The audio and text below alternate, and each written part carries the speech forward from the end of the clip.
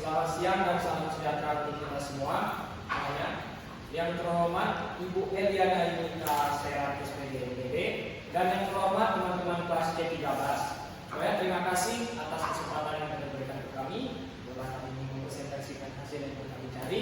Di mana sebelum kami melanjut ke materinya, izinkanlah kami untuk memperkenalkan diri kami. Perkenalkan, nama saya Harladin Anda Yuswa, selaku moderator dan pemateri pertama dari kelompok 11. Perkenalkan, nama saya Budi Rahman, materi pertama dari kelompok 10. Perkenalkan, nama saya Tejo Sesi pertama, pemateri kedua dari kelompok 10. Perkenalkan, nama saya Freddy Karini, saya dari kelompok 10, pemateri 3. Perkenalkan, nama saya Diana Sabina, saya sebagai pemateri kedua dari kelompok 11. Perkenalkan, nama saya Yunena, saya pemateri ketiga dari kelompok 11. Baiklah, selanjutnya materi selanjutnya saya persilakan dari kelompok 10. Materi pertama.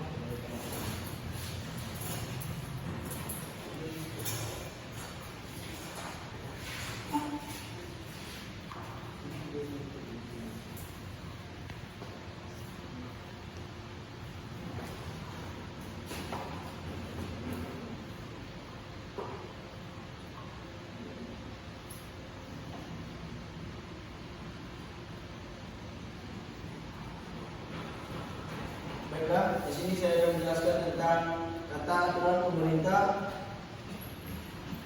dan prinsip-prinsip dasar pemerintah. Yang pertama, kata aturan pemerintah perundangan Indonesia. Indonesia merupakan negara hukum. Dua istilah yang umum terkait dengan konsep negara hukum yaitu res stat dan rule of law. Menurut guideline 2016, pengertian rule of law dan negara hukum pada hakikatnya sulit dipisahkan.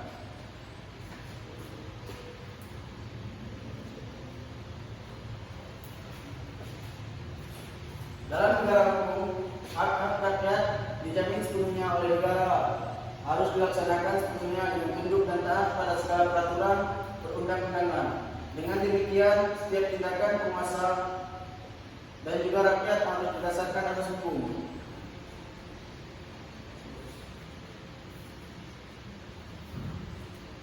Pada pasal 1 ayat 3 Undang-Undang 1945 menyatakan negara Indonesia adalah negara hukum, yang artinya bahwa segala aspek kehidupan di wilayah negara Kesatuan Republik Indonesia harus didasarkan pada hukum dan segala produk perundang-undangan serta peraturan di bawah yang berlaku.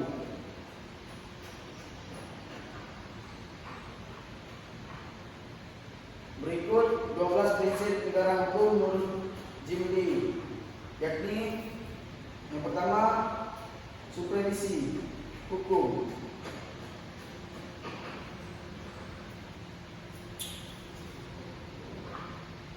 Supremasi hukum adalah sebuah prinsip inti demokrasi liberal yang mewujudkan ide-ide seperti konstitusionalisme dan pemerintah dengan kekuasaan teratas. Yang kedua, kesamaan dalam hukum. Kesamaan dalam hukum merupakan negara hukum adalah asas persamaan di hadapan hukum.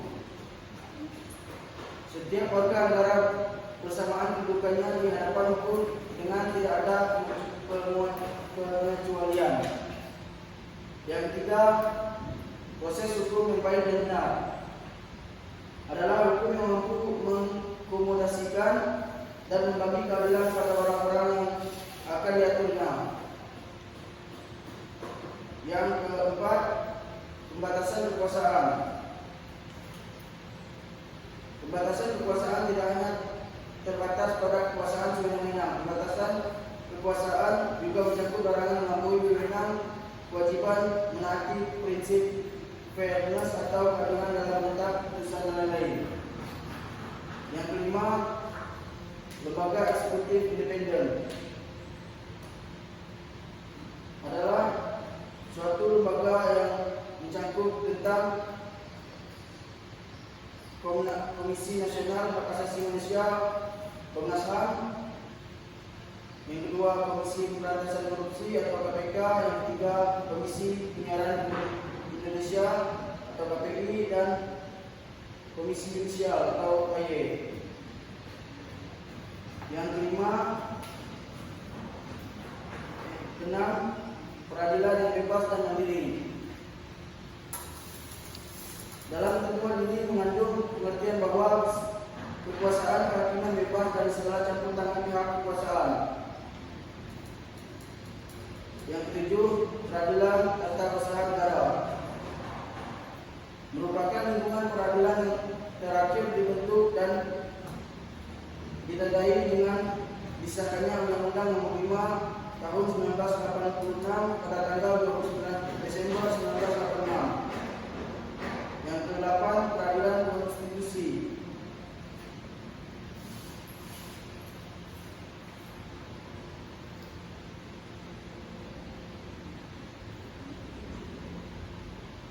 Peradilan konstitusi adalah peradilan yang mencakup tentang konstitusional. Yang ke-9, perlindungan HAM. Perlindungan HAM dalam konteks negara hukum adalah sebagai harkat martabat manusia yang tidak dapat diambil maupun dirampas, melainkan harus dihormati dan diakui dan dilindungi baik dalam persepsi hukum negara, pemerintah maupun sesama manusia. Yang 10, sarana mewujudkan tujuan negara. Untuk mewujudkan tujuan negara hukum diperlukan adanya pemahaman hukum sebagai satu kesatuan sistem. Yang ke-11, transparansi dan kontrol sosial, yaitu adanya yang terbuka terhadap setiap proses pembuatan dan penegakan hukum, sehingga kelemahan dan kekurangan yang terdapat dalam mekanisme kelembagaan resmi dapat dilengkapi secara komplementer. Yang terakhir, bersifat demokratis, adalah bentuk pemerintah di mana semua warga negaranya memiliki hak yang sama untuk pengembalian keputusan yang dapat mengubah hidup mereka.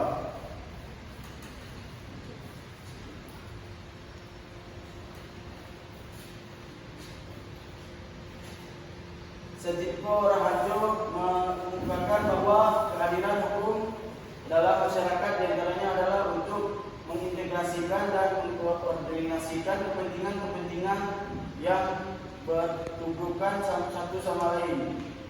Itu oleh hukum integrasi sedemikian rupa sehingga keburukan-keburukan itu bisa ditekan sekecil-kecilnya.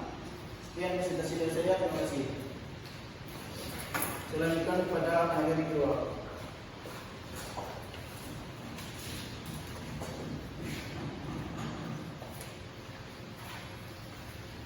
Baik, di sini saya akan melanjutkan materi saya, yaitu bagian B, hierarki perundang-undangan. Nah, arti hierarki perundang-undangan ini bisa disebut itu peraturan perundang-undangan adalah perjenjangan setiap jenis peraturan perundang-undangan yang didasarkan pada asas bahwa peraturan perundangan yang lebih rendah dalam artinya tidak boleh bertentangan dengan peraturan yang lebih tinggi. Nah, berdasarkan Undang-Undang Nomor 12 Tahun 2011, definisi peraturan perundang-undangan adalah peraturan tertulis yang memuat norma hukum yang mengikat secara umum.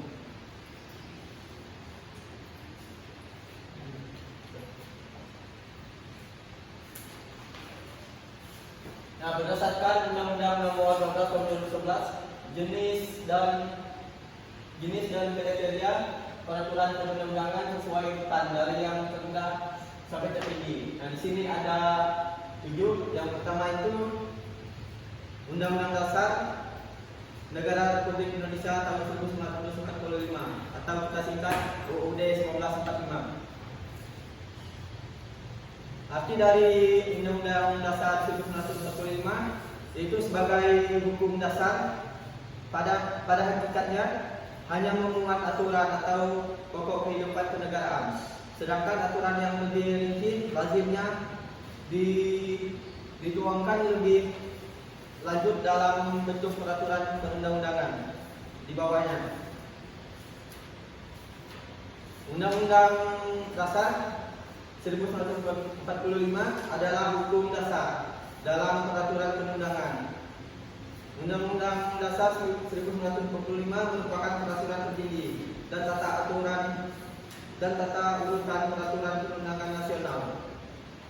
Yang kedua, ketetapan Majelis Permusyawaratan Rakyat atau disingkat dengan MPR. Nah, ini merupakan bentuk putusan MPR yang berisi hal-hal yang bersifat penetapan. Nah, dulu sebelum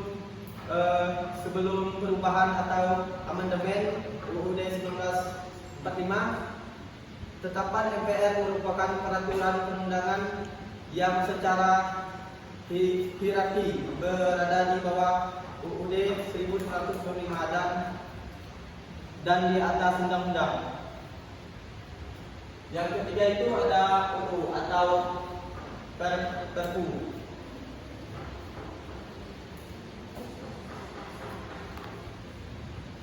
Nah, yang dimaksud dengan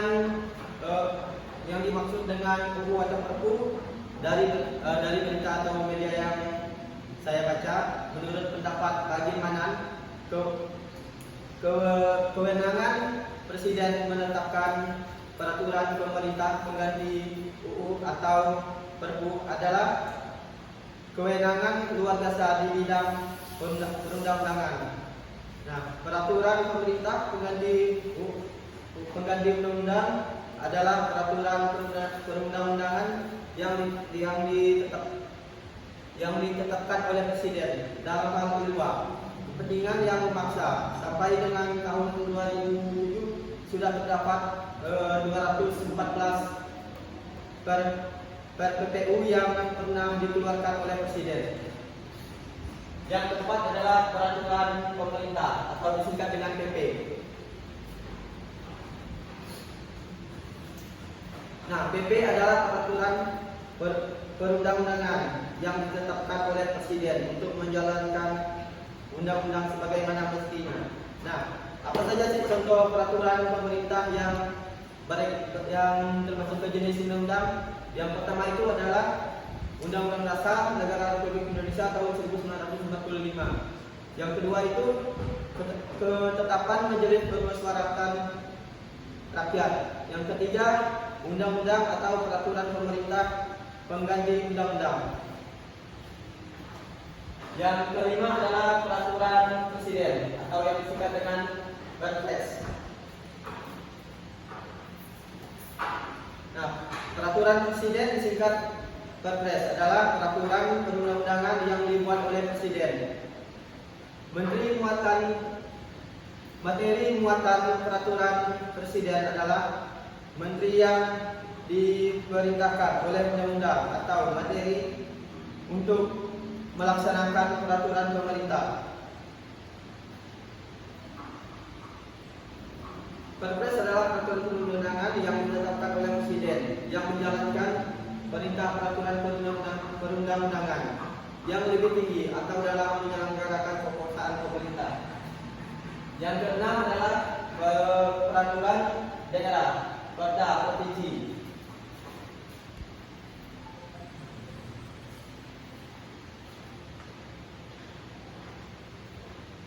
Nah, perda provinsi adalah peraturan perundang-undangan yang dibentuk oleh Dewan Perwakilan Rakyat daerah atau yang disingkat dengan DPRD. Provinsi dengan persetujuan bersama gubernur, termaksud dalam peraturan daerah provinsi dalam aunan yang berlaku di Provinsi Aceh dan peraturan daerah khususnya Perdasus serta peraturan daerah provinsi atau Perdasi yang berlaku di Provinsi Papua dan Provinsi Papua Barat. Yang terakhir adalah perda kabupaten atau kota. Perda kabupaten atau kota adalah peraturan perundang-undangan yang dibentuk oleh DPRD kabupaten atau kota dengan persetujuan bersama bupati dan wali kota.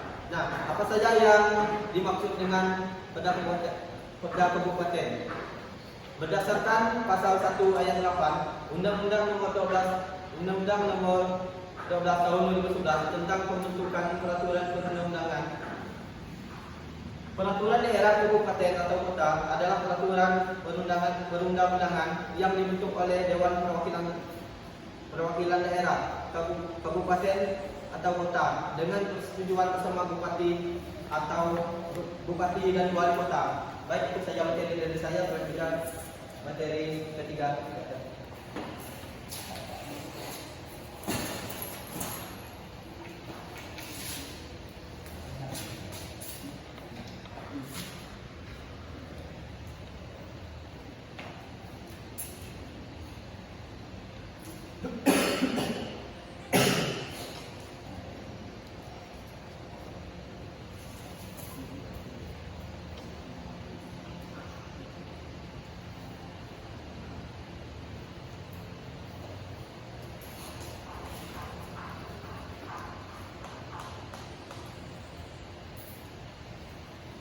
Baik, saya akan melanjutkan materi yang C, yaitu prinsip-prinsip dasar pemerintahan. Yang pertama, prinsip ketuhanan yang Maha Esa. Prinsip ketuhanan yang Maha Esa adalah Undang-Undang Dasar 1945, merupakan dokumen hukum tertulis yang mewujudkan cita-cita bersama seluruh rakyat Indonesia yang ketuhanan yang Maha Esa. Ketuhanan yang Maha Esa adalah suatu sikap, norma, etika, dan sopan santun yang tampak secara kasat mata. Bagaimana beragama dalam negara yang majemuk, yang mempunyai warga dengan pemahaman keagamaan yang bermacam-macam. Ketuhanan yang Maha Esa ditempatkan pada tingkat pertama yang menandakan kelihatan rakyat kita terhadap agama yang lebih besar. Dan agama sangat penting dalam kehidupan sosial, politik, ekonomi rakyat Nusantara. Bahkan cara berpikir pun selalu kita mengaitkan kepada hal-hal tersebut ke dalam agama. Nah, dalam kehidupan bernegara, prinsip kemahakuasaan ketuhanan yang Maha Esa tersebut diwujudkan dalam hal kedaulatan rakyat dan sekaligus dalam hal kedaulatan hukum yang saling berkaitan satu sama lain. Contoh dari prinsip ketuhanan yang Maha Esa yaitu di sekolah. Yang pertama, menghormati guru dan teman yang berbeda agama. Dan yang kedua, menunjukkan sikap toleran kepada semua warga sekolah. Dan yang ketiga, selalu rukun dengan semua warga sekolah. Dan yang keempat, menjalankan perintah agama masing-masing. Dan yang kelima, tidak menjadikan perbedaan agama sebagai halangan untuk berteman. Yang kedua, yaitu prinsip cita negara hukum dan the rule of law. Dalam konstitusi ditegaskan bahwa negara Indonesia adalah negara hukum, bukan negara kekuasaan. Nah, mengapa demikian? Negara Indonesia adalah negara hukum karena di dalam negara hukum terdapat berbagai aspek atau peraturan-peraturan yang bersifat memaksa dan mempunyai sanksi tegas apabila dilanggar. Arti Indonesia disebut sebagai negara hukum adalah kesatuan Republik Indonesia yang didasarkan atas hukum. Prinsip negara hukum tidak boleh ditegakkan dengan mengabaikan prinsip-prinsip demokrasi yang diatur dalam Undang-Undang Dasar, karena perlu ditegaskan pula bahwa kedaulatan rakyat berada di tangan rakyat yang dilakukan menurut Undang-Undang Dasar yang haruslah diimbangi dengan penegasan bahwa negara Indonesia adalah sebuah negara hukum yang berkedaulatan rakyat atau demokratis. Dan yang ketiga, yaitu prinsip hak kedaulatan rakyat. Kekuasaan tertinggi dalam sebuah negara berada di tangan rakyat sebagai inti dari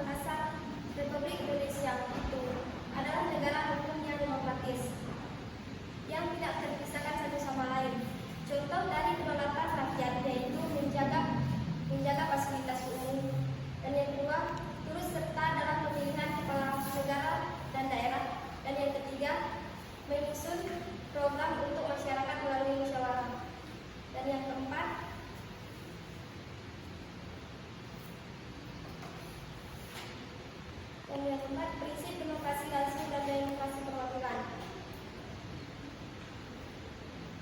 Secara umum, prinsip demokrasi langsung adalah berkaitan dengan keterlibatan langsung secara aktif rakyat dalam kekuasaan negara. Demokrasi yang pertama yang kita bahas yaitu demokrasi langsung. Di dalam demokrasi ini, rakyat sebagai tokoh utama yang demokrasi yang mempunyai kebebasan secara absolut untuk memberikan pendapat dalam setiap hal. Dan demokrasi tidak langsung yaitu memiliki sifat yang berkaitan dengan demokrasi langsung. Contoh demokrasi langsung dan tidak langsung yaitu memiliki sistem penyampaian pendapat rakyat yang berbeda. Untuk penyampaian pendapatnya, rakyat diharuskan menyampaikan pendapat tersebut kepada perwakilan rakyat. Kemudian perwakilan rakyat itulah yang meneruskan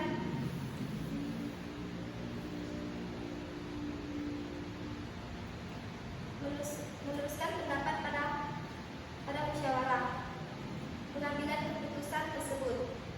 Di samping itu, kedaulatan rakyat dapat pula disalurkan setiap waktu melalui pelaksanaan hak atas kebebasan berpendapat, hak atas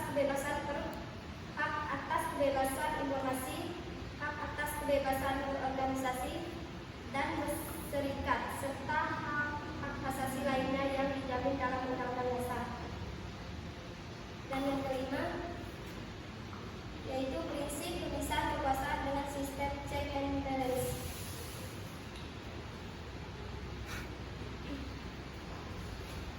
Merupakan yang saling mengontrol menjaga keseimbangan antara lembaga-lembaga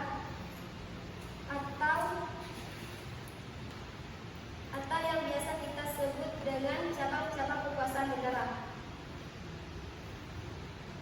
Sebelum amandemen keempat Undang-Undang Dasar 1945, prinsip kedaulatan yang berasal dari rakyat hanya diwujudkan dalam Majelis Permusyawaratan Rakyat atau MPR yang merupakan menjamin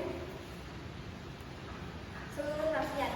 Pelaku sepenuhnya kedaulatan rakyat dan yang diakui sebagai lembaga tertinggi negara dengan kekuasaan yaitu tidak terbatas. Undang-Undang Dasar merupakan hukum tertinggi, kemudian kedaulatan rakyat diberikan seluruhnya kepada MPR atau lembaga tinggi. Namun setelah amandemen keempat Undang-Undang Dasar 1945 terjadi perubahan struktur ketatanegaraan RI, yakni MPR tidak lagi berdiri sendiri sebagai sebuah lembaga tertinggi. Negara yang berada di atas lembaga-lembaga lainnya, melainkan menjadi sederajat dengan prinsip tetap dibagi kekuasaan atau kewenangannya. Dan yang keenam yaitu prinsip sistem pemerintahan presidensial.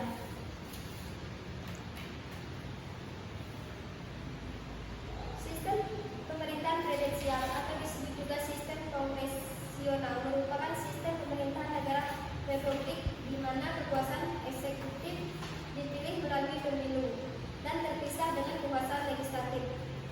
Secara sederhana, sistem pemerintahan presidensial adalah merujuk pada pengertian sebuah sistem negara yang diambil oleh presiden. Dalam hal ini, presiden sebagai kepala negara sekaligus sebagai kepala pemerintah.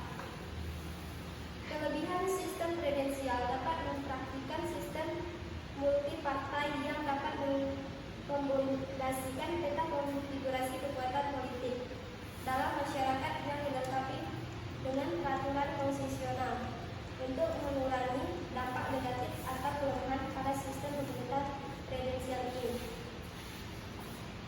Dalam sistem pemerintahan presidensial lazim yang berlaku di beberapa negara dunia adalah hal sebagai berikut.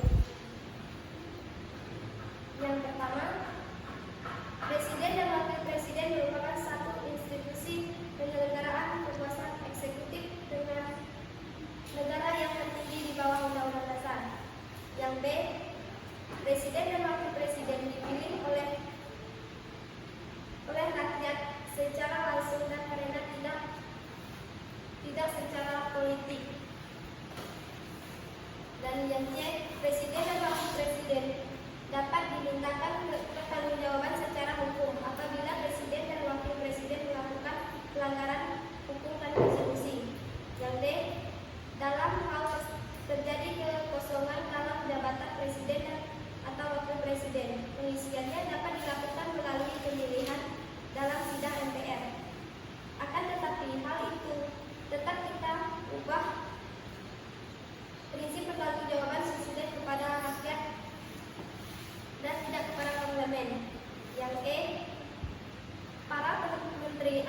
pembantu presiden dan wakil presiden.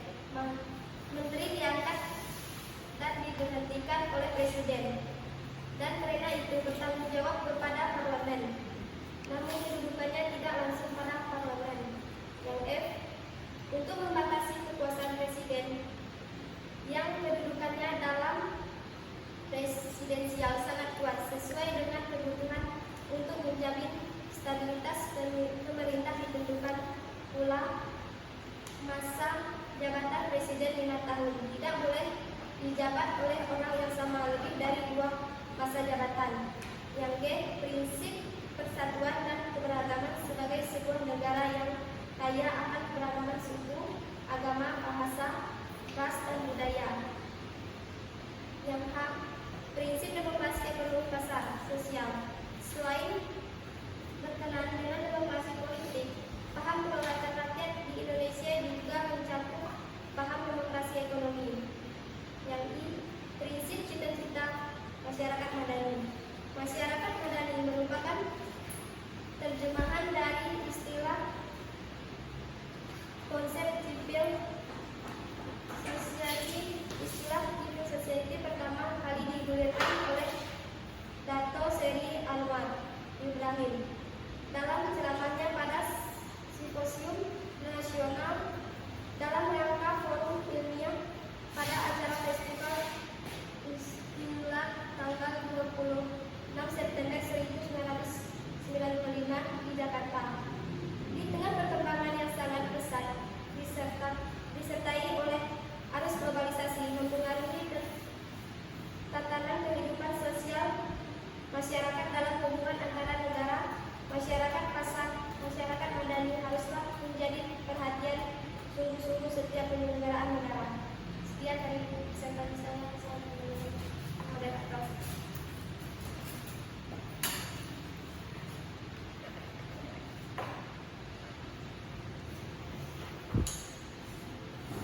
Baik, saya ingin melanjutkan dari fokus 11 materi yang selanjutnya.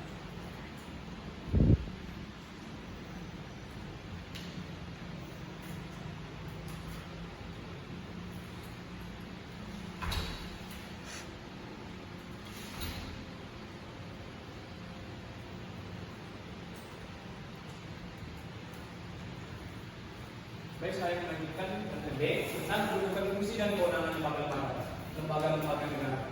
Nah, sebelum kita lanjut, teman-teman mesti bertanya-tanya, apa sih kegunaan lembaga-lembaga negara ini?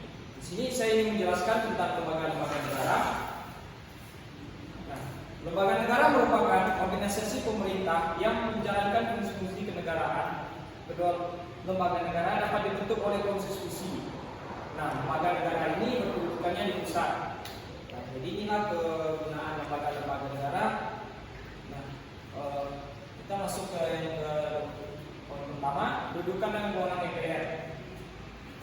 Nah, kedudukan dan kewenangan MPR. MPR merupakan lembaga pelaksanaan kedaulatan rakyat. Oleh karena anggota MPR adalah para wakil rakyat yang berasal dari pemilihan umum rakyat. Nah, DPR ini sebelum dia diterapkan, dia dipilih dulu dalam masyarakat. Tentang pemilihan voting atau pemilihan di dalam masyarakat.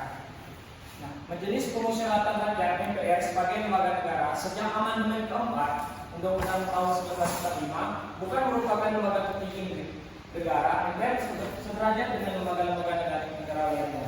Nah, jadi MPR ini dia sederajat dengan lembaga-lembaga negara lainnya, entah lembaga DPR ataupun lembaga lainnya. Yang kedua, tugas dan wewenang MPR sebagai berikut. Yang pertama, tugas dan wewenang MPR adalah A. Mengubah dan menetapkan undang-undang dasar. Inilah tugas dan wewenang MPR. Dia bisa mengubah dan menetapkan undang-undang dasar yang sudah dicetuskan, di mana ada perubahan dalam perubahan dan menetapkan undang-undang dasar. Nah, yang B, melantik presiden dan wakil presiden berdasarkan hasil pemilihan umum dalam sidang paripurna MPR. Nah, MPR juga bisa melantik presiden dan wakil presiden. Bisa kita lihat dari poin yang tadi, presiden sebelum dilantik dia pasti di voting dulu dalam pemilihan umum di tentang. Bisa kita temui contohnya di desa-desa. Nah, dia pasti akan dipilih oleh suara rakyat. Nanti MPR akan melantik dan siapa yang akan pemenangnya lebih banyak, dan dialah akan jadi presiden. Nah, selanjutnya yang ke C, memutuskan usul DPR berdasarkan putusan Mahkamah Konstitusional untuk memberhentikan presiden dan atau wakil presiden dan masa jabatannya setelah presiden dan atau wakil presiden diberikan kesempatan untuk menyampaikan penjelasan di dalam sidang paripurna. Jadi presiden sebelum dia diberhentikan, dia diberikan kesempatan untuk penjelasan dalam sidang paripurna. Nah, yang selanjutnya yang D, melantik wakil presiden jadi presiden apabila presiden mangkat, diberhentikan atau tidak dapat melaksanakan kewajibannya dalam masa jabatannya. Jadi kalau misalnya presiden ini dia sudah tidak mampu atau usianya sudah tua, nah, jadi MPR ini juga bisa memberhentikan presiden atau menggantikannya dengan yang baru. Nah, ini juga tugas dari MPR. Kita selanjutnya yang E, memilih wakil presiden dari dua calon yang diajukan presiden apabila terjadi kekosongan jabatan wakil presiden dalam masa jabatannya lambatnya dalam waktu 60 hari. Jadi MPR juga bisa mengisi kekosongan jabatan wakil presiden dalam masa jabatannya selama dalam waktu 60 hari. Selanjutnya yang ke F, memilih presiden dan wakil presiden apabila keduanya berhenti secara bersama dalam masa jabatannya dari kedua paket calon atau gabungan partai politik yang paket calon presiden dan wakil presiden meraih suara terbanyak pertama dan kedua dalam pemilihan sebelumnya sehabis masa jabatannya selama lambat dalam waktu 30 hari. Nah, yang ke E, menetapkan peraturan tata tertib kode etik MPR. Itu juga menetapkan peraturan-peraturan dalam kode etik atau tingkat semuanya yang ditetapkan.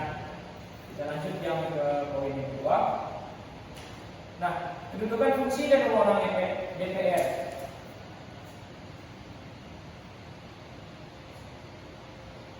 Nah, teman-teman juga pasti bertanya, apa sih DPR? Kita sering menjumpai tentang sidang di DPR. Nah, DPR ini juga bisa mewakili suara rakyat. Nah, Dewan, apa sih kepanjangan dari DPR? Nah, DPR adalah Dewan Perwakilan Rakyat, adalah suatu lembaga tertinggi negara dan sistem kenegaraan Indonesia yang merupakan lembaga perwakilan rakyat. Jadi DPR ini bertujuan untuk mewakili suara rakyat bila rakyat ingin mengaspirasi atau ingin memberikan suatu tanggapan atau memberikan suatu keinginan. Nah, DPR ini bisa mewakili rakyat ke lembaga tertinggi lainnya. Nah, adapun tiga dan wewenang berdiri atas tiga, yakni fungsi legislasi, fungsi anggaran, dan fungsi pengawasan. Nah, apa sih fungsi legislasi? Nah, fungsi legislasi DPR menyusun dan membahas rancangan undang-undang RUU menurut RUU yang diajukan DPD terkait otonomi daerah, hubungan pusat dan daerah, pembentukan pemekaran dan penggabungan daerah, pengelolaan SDA dan SDE lainnya, serta perimbangan keuangan pusat dan daerah. Nah, yang fungsi anggaran. Nah, fungsi anggaran merupakan alat yang efektif untuk pengambilan dan penilaian. Fungsi anggaran juga sebagai instrumen untuk memotivasi masyarakat manajemen agar bekerja secara ekonomi, efektif dan efisien dalam mencapai target dan tujuan organisasi yang telah ditetapkan. Selanjutnya, fungsi pengawasan. Pengawasan adalah fungsi manajemen yang tidak kalah penting dalam suatu organisasi di mana peran dan personal yang sudah dimiliki tugas, kewenangan dan menjalankan pelaksanaannya perlu dilakukan agar berjalan sesuai dengan tujuan, visi dan perusahaan organisasi. Nah, ini juga penggunaan tiga fungsi undang-undang ini tentang fungsi legislasi dan fungsi anggaran dan fungsi pengawasan. Kita lanjut materi yang selanjutnya. Nah, fungsi anggaran DPR memiliki tugas dan wewenang, yaitu memberikan persetujuan atas RUU tentang APBN yang diajukan Presiden.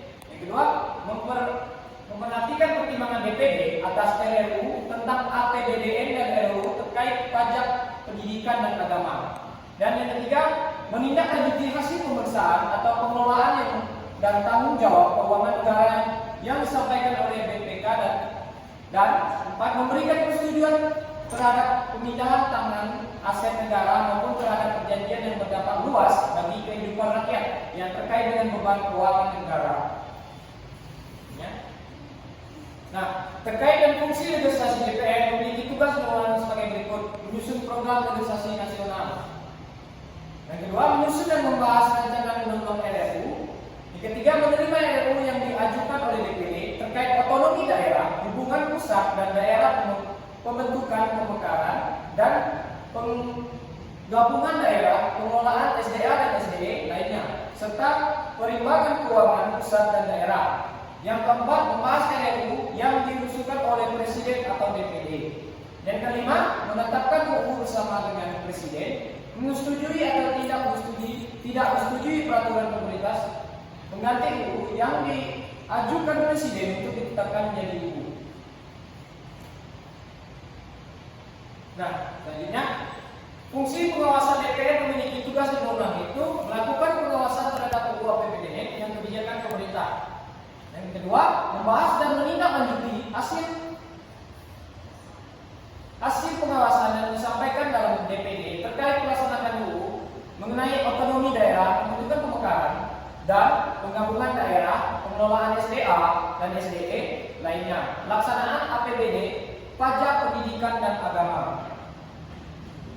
Yang ketiga, kedudukan fungsi dan wewenang DPD. Nah,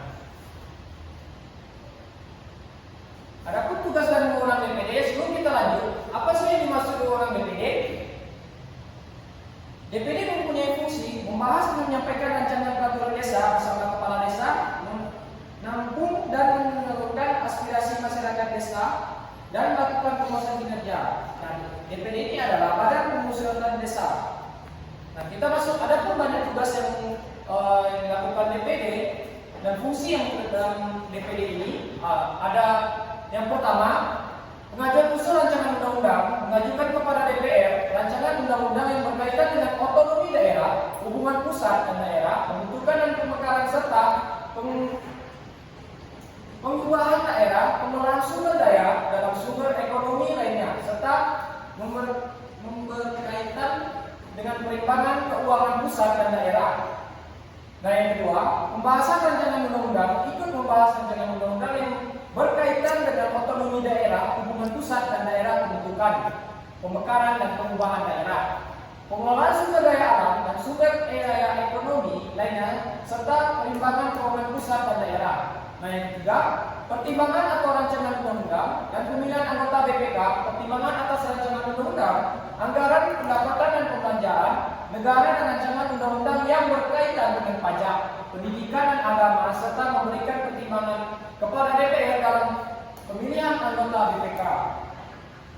Nah, yang keempat, pengawasan atau pelaksanaan undang-undang, pengawasan atas pelaksanaan undang-undang mengenai otonomi daerah, pembentukan pemekaran dan pengubahan daerah, hubungan pusat dan daerah, pengelolaan SDA dan SDE lainnya, pelaksanaan anggaran, pendapatan dan belanja negara, pajak, pendidikan dan agama, serta menyampaikan hasil pengawasan itu kepada DPR sebagai bahan pertimbangan untuk ditindaklanjuti.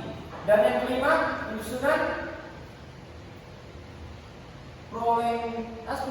program legislasi nasional dan daerah, pembentukan dan pemekaran serta penggabungan daerah, pengurangan SDA dan SDE lainnya, serta yang berkaitan dengan perimbangan keuangan kuat dan daerah.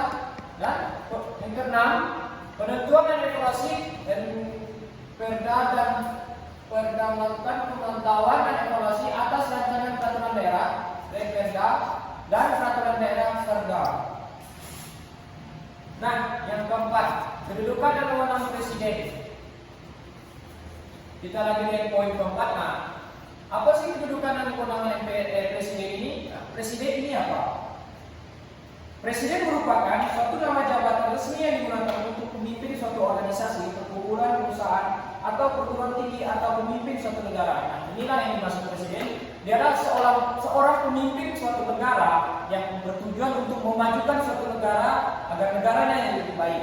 Nah, adapun yang dimaksud Presiden sebagai kepala negara, Presiden memakan tugas Presiden sebagaimana yang tercantum dalam Peraturan Undang-Undang Dasar tahun Dasar tahun 1945, Undang-Undang 45 sebagai berikut. Presiden memegang kekuasaan tertinggi atas Angkatan Darat, Angkatan Laut, dan Angkatan Udara. Presiden juga tidak hanya memegang sebagai tentang minyak masyarakatnya, tentang meninjau operasinya aja, tapi Presiden juga memegang kekuasaan tertinggi atas Angkatan Darat, Angkatan Laut, dan Angkatan Udara. Nah, yang kedua, Presiden mengangkat duta dan konsul, pasal 13 ayat 1. Dan yang C, Presiden menerima penempatan duta negara lainnya dengan memperhatikan pertimbangan Dewan Perwakilan Rakyat. Dan yang D, Presiden menjamin kemerdekaan tiap-tiap penduduk untuk memeluk agama masing-masing dan untuk beribadah menurut agama kepercayaan masing-masing. Percayaannya itu. Nah, Presiden juga mengizinkan setiap agama untuk memeluk agamanya masing-masing. Tetapi bisa kita ketahui banyak sekali di negara kita non-pluralisme banyak terjadi. Tapi Presiden juga menetapkan undang-undang untuk setiap agama manapun, setiap masyarakat manapun atau setiap rakyat bisa memeluk agamanya masing-masing. Tapi kita banyak menemui banyak sekali yang contohnya yang terjadi di yang kemarin tentang pelaksanaan Natal yang tidak bisa. Nah, di situ saya sangat miris melihatnya. Dan yang selanjutnya, yang ke negara merealisasikan anggaran pendidikan sekurang-kurangnya 20% dari anggaran pendapatan belanja negara serta anggaran pendapatan belanja daerah untuk memenuhi kebutuhan penyelenggaraan pendidikan nasional pasal 13 ayat 4. Yang ke F, negara memajukan kebudayaan.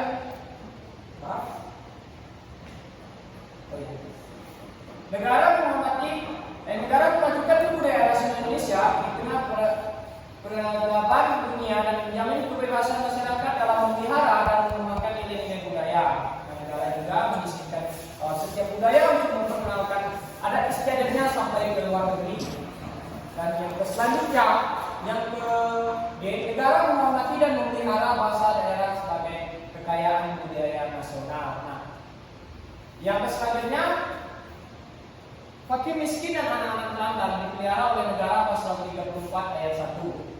Dan I, negara mengembangkan sistem jaminan sosial sebagai seluruh rakyat dan memberdayakan masyarakat lemah dan tidak mampu sesuai dengan martabat kemanusiaan pasal 34 ayat 2. Negara bertanggung jawab atas penyediaan fasilitas pelayanan kesehatan dan fasilitas pelayanan umum yang layak pasal tercantum dalam pasal 34 ayat 3.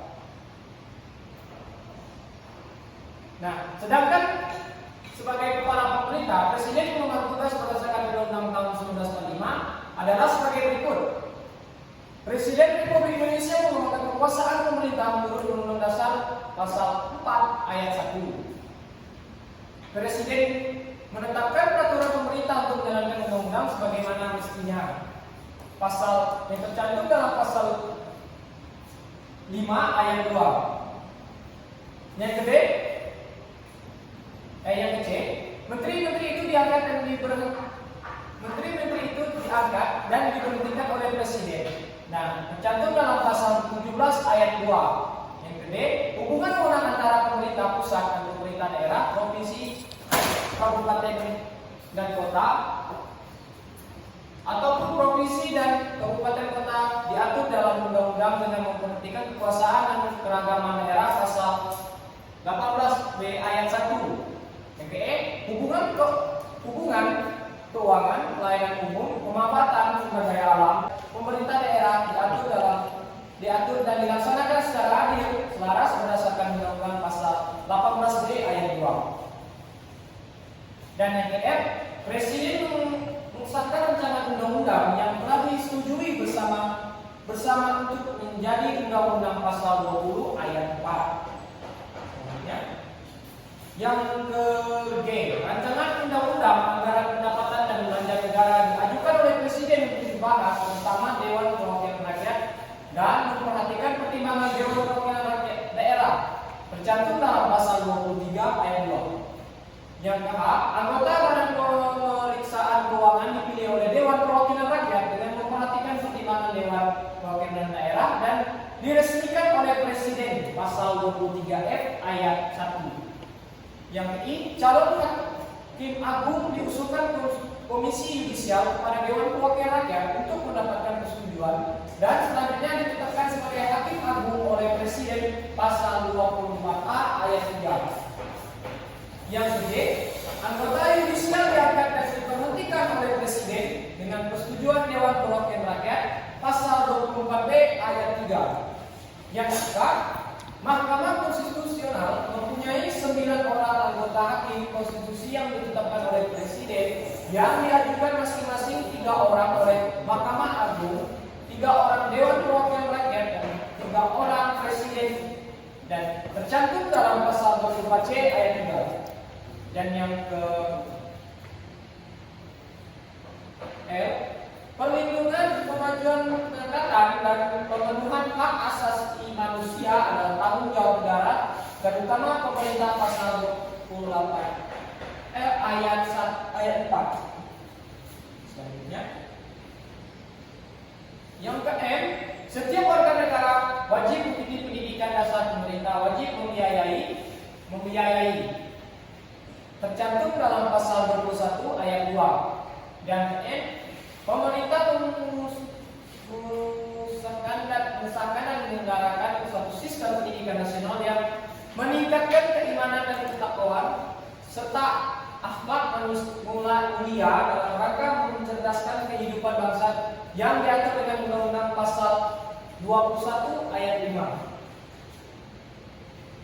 Nah, sini ada orang presiden sebagaimana tercantum dalam Undang-Undang 1945 adalah Presiden berhak mengajukan rancangan undang-undang kepada Dewan Perwakilan Rakyat tercantum dalam pasal 5 ayat 1. Yang kedua, Presiden dengan persetujuan Dewan Perwakilan Rakyat menyatakan perang membuat perdamaian dan perjanjian dengan negara lain tercantum dalam pasal 11 ayat 1. Yang C, Presiden membuat perjanjian internasional lainnya yang menimbulkan akibat luas mendasar sebagai kehidupan rakyat yang terkait dengan beban keuangan negara dan atau mengharuskan perubahan atau pembentukan undang-undang harus dengan persetujuan Dewan Perwakilan Rakyat tercantum dalam pasal 11 ayat 2. Yang kedua, Presiden menyatakan keadaan bahaya, syarat-syarat dan akibat keadaan yang bahaya ditetapkan dengan undang-undang pasal 12. Yang ketiga, Presiden memberi bersih dan rehabilitasi dengan memperhatikan pertimbangan Mahkamah Agung pasal 14 ayat 1. Presiden memberi amnesti dan abolisi dengan memperhatikan pertimbangan Dewan Perwakilan Rakyat tercantum dalam pasal 14 ayat 2. Yang ketiga, Presiden memberi gelar tanda jasa dan lain-lain tanda kehormatan yang diatur dengan Undang-Undang pasal 15. Yang keempat, Presiden membentuk suatu dewan pertimbangan yang bertugas memberikan nasihat dan pertimbangan kepada Presiden yang selanjutnya diatur dalam Undang-Undang pasal 16. Yang ini dalam hal ikhwal kegentingan yang memaksa Presiden berhak menetapkan peraturan pemerintah sebagai pengganti undang-undang tercantum dalam pasal 22 ayat 1. Yang ketiga, cabang-cabang produksi yang penting sebagai negara dan yang menguasai hajat hidup orang banyak dikuasai oleh negara tercantum dalam pasal 33 ayat 3. Nah, yang terakhir, yang K, bumi dan air dan kekayaan alam yang terkandung di dalamnya dikuasai oleh negara dan dipergunakan untuk sebesar-besar kemakmuran rakyat tercantum dalam pasal 33 ayat 3. Selanjutnya saya silakan untuk materi kedua untuk melanjutkan materi saya.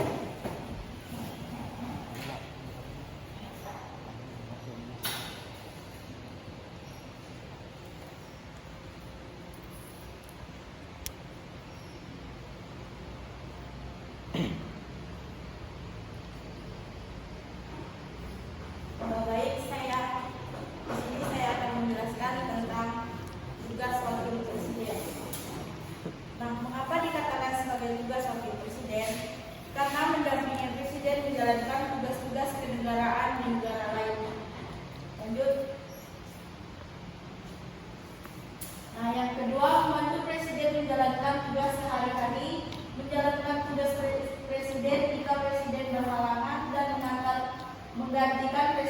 ketika jabatan presiden kosong oleh sebab-sebab tertentu dan menyebabkan presiden tidak dapat menjalankan tugasnya atau karena presiden menyerahkan jabatan kepresidenan seperti pengunduran diri dalam mengalami kematian saat menjabat sebagai presiden. Nah, yang ketiga, memperlihatkan secara khusus menampung segala masalah-masalah dan mengusahakan pemecahan yang perlu menyangkut di bidang tugas kesejahteraan rakyat. Nah, contohnya seperti di bidang pendidikan, kesehatan, penanggulangan bencana, ketenagakerjaan, dan sebagainya. Nah, yang keempat, melakukan pengawasan pembangunan operasional dengan bantuan departemen-departemen. Contohnya seperti Departemen Agama, Departemen Sosial, Pendidikan, dan Pertanian.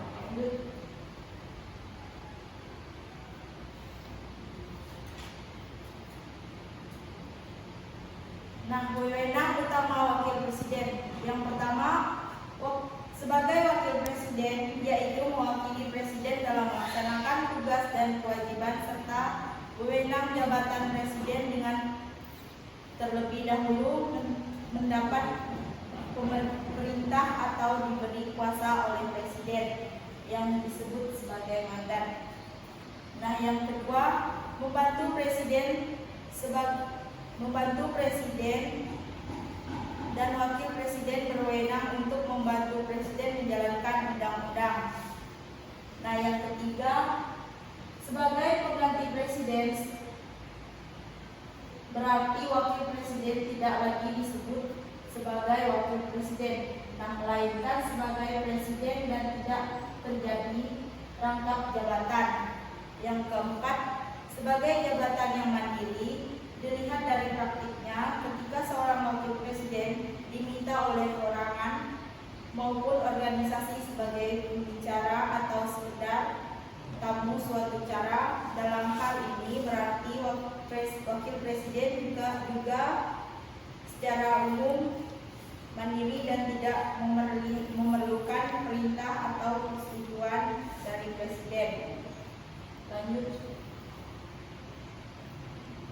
Nah, wakil presiden juga memiliki wewenang lain. Yang pertama itu melaksanakan tugas teknis pemerintahan sehari-hari.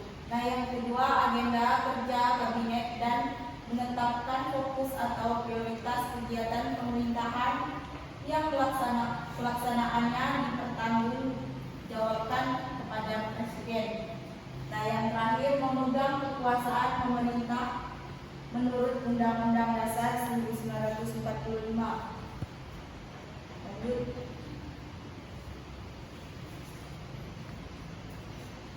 Kedudukan dan wewenang lembaga yudikatif. Nah, lembaga yudikatif adalah kumpulan lembaga-lembaga yang beroperasi dalam menguasai dan memastikan keberjalanan undang-undang. Mahkamah Agung atau MA merupakan salah satu lembaga tertinggi negara yang memiliki wewenang penuh atas kekuasaan hukum dan kehakiman. Hak dan wewenang Mahkamah Agung yang pertama itu mengatur peradilan hingga tingkat kasasi. Nah, yang kedua, mengajukan 3 orang hakim konstitusi, dan yang terakhir memberikan pertimbangan pemberian gerasi serta rehabilitas bagi presiden. Mahkamah Konstitusi. Nah, sebagai lembaga yudikatif memiliki wewenang sebagai pemegang fungsi kehakiman bersama.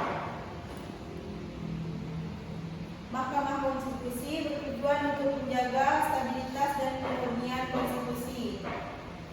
Di sini ada 4 kewenangan dalam Undang-Undang Dasar 1945 sesuai dengan Undang-Undang Pasal 24C ayat 1 sampai 6. Nah, yang pertama itu menguji kelayakan dan kemasalahan terhadap isi pasal Undang-Undang Dasar berdasarkan rencananya.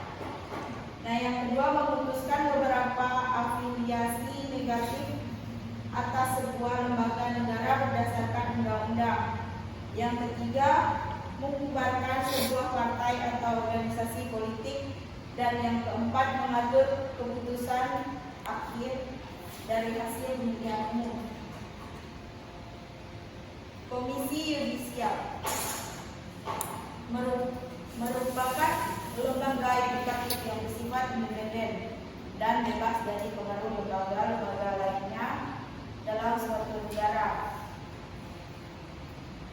Nah, peraturan undang-undang yang mengatur wewenang Komisi Yudisial adalah Undang-Undang Nomor 18 Tahun 2011 Pasal 13 tentang Komisi Yudisial. Dalam pasal 6 tersebut, Komisi Yudisial memiliki beberapa wewenang. Yang pertama, mengusulkan pengangkatan Hakim Agung dan Hakim AD di Mahkamah Agung kepada DPR untuk mendapatkan persetujuan. Nah, yang kedua, menjaga dan menegakkan kehormatan, keluhuran martabat serta perilaku hakim. Yang ketiga, menetapkan kode etik dan atau pedoman perilaku hakim bersama-sama dengan Mahkamah Agung. Dan yang terakhir, menjaga dan menegakkan pelaksanaan kode etik atau pedoman perilaku hakim. Yang keenam, kedudukan dan wewenang Badan Pemeriksa Keuangan. BPK adalah lembaga tinggi negara dan sistem ketenagaraan Indonesia yang memiliki wewenang memeriksa pengelolaan dan tanggung jawab keuangan negara. Nah, dalam Undang-Undang Republik Indonesia Nomor 15 Tahun 2006 secara terpisah, yaitu pada bab ketiga, bagian ke-1 dan ke-2. Tugas BPK menurut undang-undang tersebut masuk dalam bagian ke-1. Isinya yang pertama, pemeriksaan pengelolaan dan tanggung jawab keuangan yang dilakukan oleh BPK terhadap pemerintah pusat, pemerintah daerah, Bank Indonesia, bank negara lain, BUM, BUMN, dan layanan umum, BUMD, dan lembaga lainnya yang mengelola keuangan negara. Yang ke-B, pelaksanaan pemeriksaan BPK tersebut dilakukan atas dasar undang-undang tentang pemeriksaan pengelolaan dan tanggung jawab keuangan. Nah, yang terakhir, pemeriksaan yang dilakukan BPK cukup. Lanjut. Yang D, hasil pemeriksaan yang telah dilakukan oleh BPK harus dibahas sesuai dengan standar pemeriksaan keuangan yang berlaku.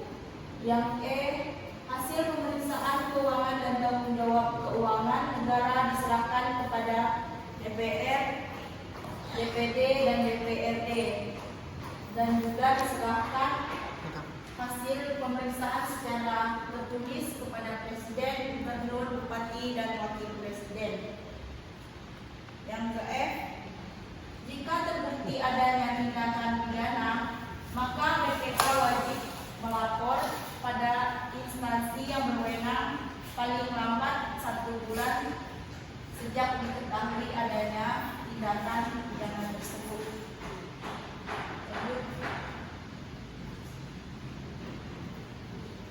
Sedangkan tugas wewenang Badan Pemeriksaan Keuangan berdasarkan Undang-Undang Republik Indonesia Nomor 15 Tahun 2006 bab ketiga pada bagian kedua. Yang pertama itu, dalam menjalankan tugasnya, BPK mewakili wewenang untuk menentukan objek pemeriksaan, merencanakan serta melaksanakan pemeriksaan, penentuan wakil dan metode pemeriksaan, serta menyusun maupun mengajukan laporan juga menjadi wewenang dari BPK. Yang B, semua data informasi berbekas dan semua hal yang berkaitan dengan pengelolaan dan tanggung jawab keuangan negara hanya bersifat sebagai alat atau bahan pemeriksaan. Yang C, BPK juga berwenang dalam memberikan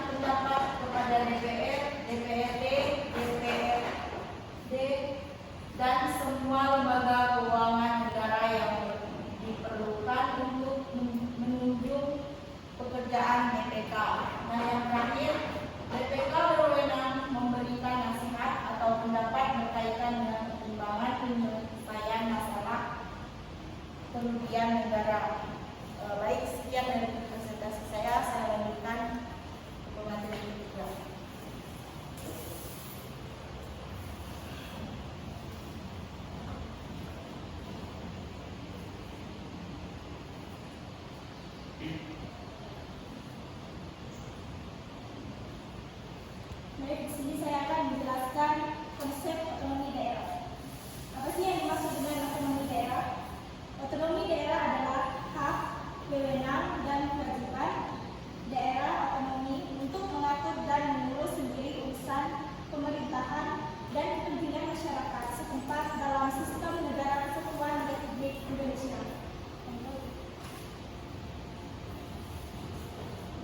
Kemudian poin yang pertama, kebijakan pemberian otonomi daerah. Sejarah cikal bakal pelaksanaan desentralisasi otonomi daerah sesungguhnya telah dimulai di Indonesia sejak berdirinya Negara Kesatuan Republik Indonesia pada tahun 1945. Menguatnya isu desentralisasi dan demokrasi dalam local governance. Apa sih yang dimaksud dengan local governance? Local governance merupakan organisasi pemerintahan di suatu daerah yang dibentuk berdasarkan asas dekonsentralisasi. Seiring dengan munculnya perspektif baru dalam konteks administrasi publik, terutama governance, memberi makna semakin pentingnya memahami administrasi publik atau public administration dan tidak hanya terbatas pada praktik lembaga eksekutif. Lanjut.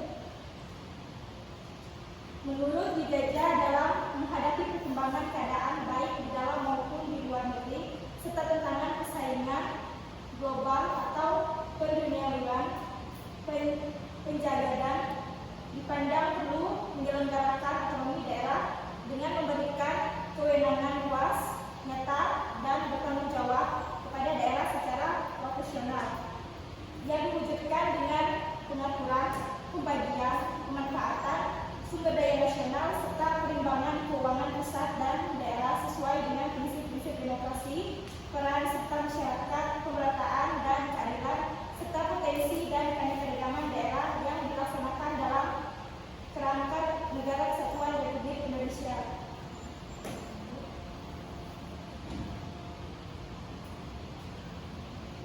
Masuk poin kedua, yaitu asas-asas penyelenggaraan pemerintahan daerah.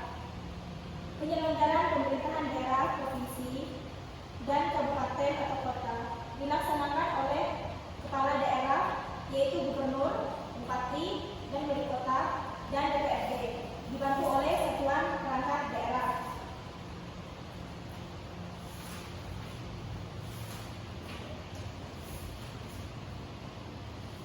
Selanjutnya, menurut Undang-Undang Nomor 23 Tahun 2014 tentang Pemerintahan Daerah yang merupakan pengganti Undang-Undang Nomor 32 Tahun 2004, menyebutkan bahwa kepala daerah dan DPRD dibantu oleh perangkat daerah. Penyelenggaraan pemerintah daerah berpedoman pada asas penyelenggaraan pemerintahan daerah terdiri atas yang pertama, yaitu kepastian hukum, asas dalam negara hukum yang mengutamakan landasan ketentuan peraturan perundang-undangan dan keadilan dalam setiap kebijakan penyelenggaraan negara. Kemudian tertib penyelenggara negara. Tertib penyelenggara negara merupakan asas yang menjadi landasan ketentuan, keserasian, dan keseimbangan dalam pengendalian penyelenggaraan negara. Kemudian kepentingan umum. Asas tersebut merupakan asas yang mendahulukan kesejahteraan umum dengan cara yang aspiratif, akumulatif, dan selektif. Maksud dari aspiratif yaitu menerima pendapat dan keinginan yang berkenaan dengan pencapaian tujuan organisasi ke arah yang lebih baik. Kemudian maksud dari akomodatif yaitu sikap seseorang yang dapat menyesuaikan dirinya baik dalam lingkungan maupun dalam pergaulan. Kemudian sikap selektif yaitu sikap normal terhadap tindakan di sekitar masyarakat. Kemudian keterbukaan, asas yang membuka diri terhadap hak masyarakat untuk memperoleh informasi yang benar, jujur, dan tidak diskriminatif tentang penyelenggaraan negara dengan ketat memperhatikan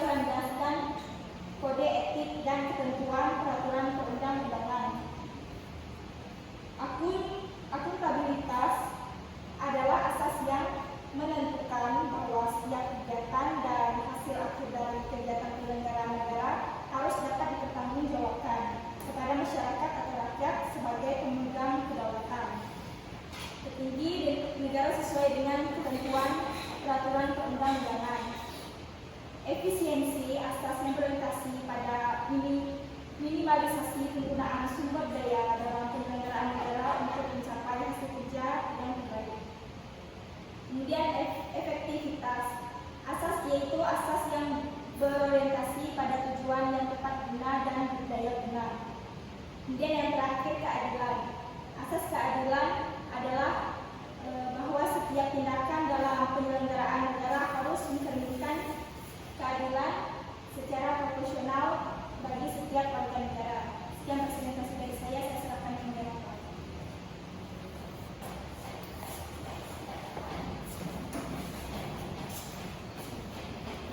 Baiklah, sekian dari presentasi dari staf kelompok kami. Nilai bertanya, saya saja. Saya akhiri hari ini. Selamat siang dan selamat sore Terima kasih.